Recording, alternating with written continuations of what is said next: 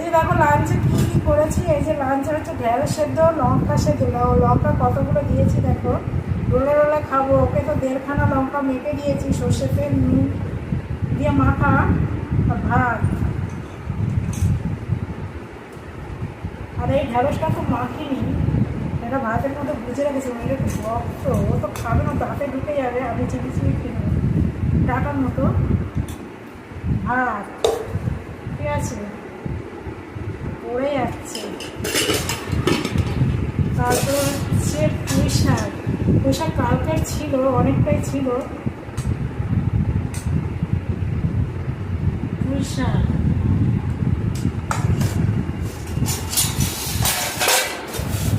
আর হচ্ছে এই যে দেখো পুঁই শাক পাতার বড়া,